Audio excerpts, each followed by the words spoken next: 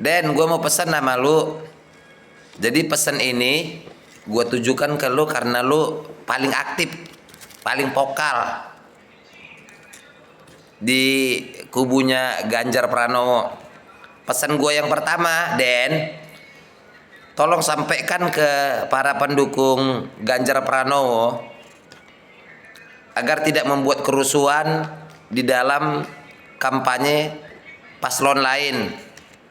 Tertipin dong, Den, ya, ditertipin itu ya anggotanya, Den, bikin malu aja ya. Pesan kedua, Den, tolong bilangin ke Pak Ganjar, kalau bisa dibisikin aja, jangan bikin malu, ngemis minta-minta, belum jadi aja udah nyusahin rakyat. Gue ngebayangin kalau udah jadi gimana ini.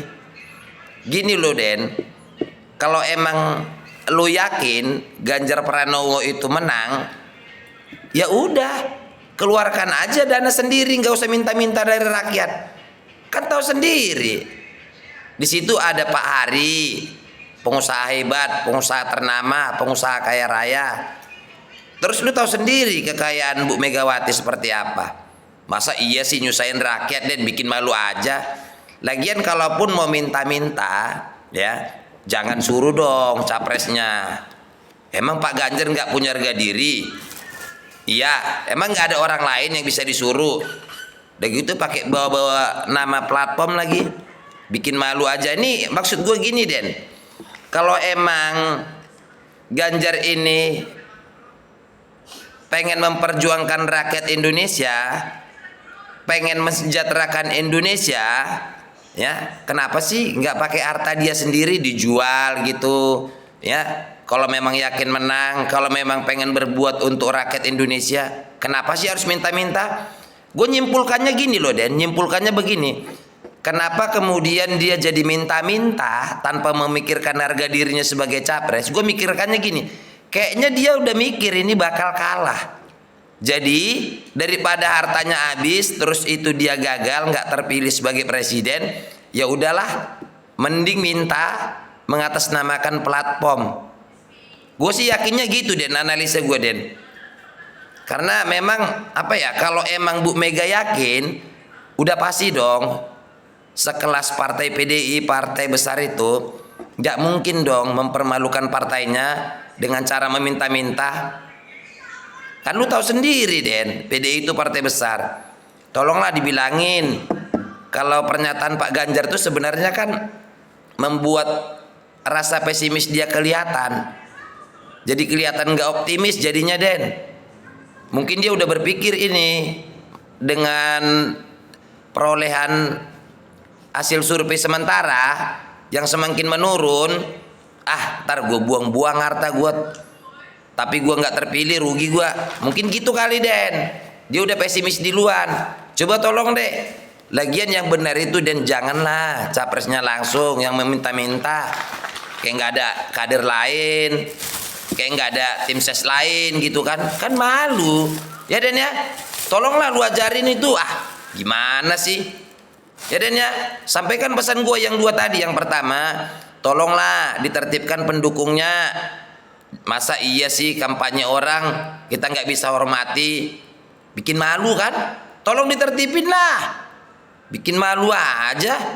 Yang kedua yang tadi, Den, tolonglah bisikin ke Pak Ganjar ya, Den, ya.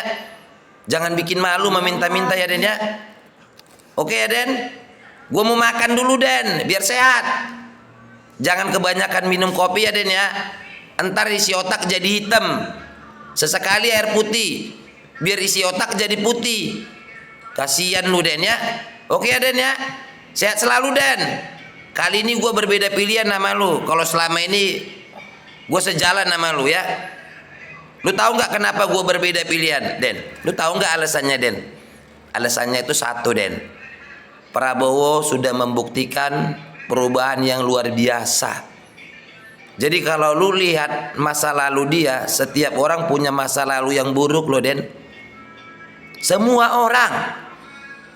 Tapi kemudian dia berubah itu karena dia berada di lingkarannya Jokowi, berada di circle yang baik. Lu kan tahu sendiri, di dalam sistem yang buruk, orang baik akan menjadi jahat. Di dalam sistem yang baik, ya, orang jahat bisa menjadi baik. Apalagi circle sangat mempengaruhi. Saya kagum sama Pak Prabowo yang sudah banyak berubah, menunjukkan bahwa dia orang yang penyabar, orang yang ikhlas, ya. Jadi itu alasan gua, karena memang dia banyak menunjukkan perubahan. Kalau dibilang dia haus kekuasaan, Den, ya, dia juga berkuasa kok. Kalau dibilang haus jabatan, jabatan dia ketua umum, Den, ya, bukan kader, bukan wakil ketua umum atau sekretaris, bukan, ya. Terus kalau dia dibilang haus harta, Den, hartanya sampai 10 keturunan gak habis-habis loh, Den. Beda sama harta kita, Den, ya. Jadi dia bukan haus kekuasaan, bukan haus jabatan, bukan haus harta dunia, tapi memang dia ingin mengabdikan sisa hidupnya untuk melihat bangsa ini maju, untuk melihat rakyat Indonesia sejahtera, untuk melihat negara ini negara yang kuat dan tidak ada satupun yang meremehkan. Sekarang itu, Den, sekarang ini biar lu tahu, seluruh negara-negara yang ada di luar itu sangat menantikan siapa sosok yang bisa menggantikan Jokowi. Mereka ketakutan, Den, negara-negara luar itu kalau Prabowo yang jadi pengganti Jokowi. Kenapa? Prabowo itu, Den, bukan petugas partai. Beda sama Anies, beda sama Ganjar, ya. Mereka punya ketua, mereka petugas partai. Masa iya nggak nurut sama perintah ketua umum, ya kan, Den? Kan lu tahu, Den, ya kan, Den? Oke, Den, ya, gak usah banyak-banyak deh, Den, ya. Ntar kita ketemu, kita seruput. Lu seruput kopi, gue seruput air putih, ya. Karena gue nggak mau isi otak gue itu jadi hitam kayak warna kopi lu, ya. Oke, Den?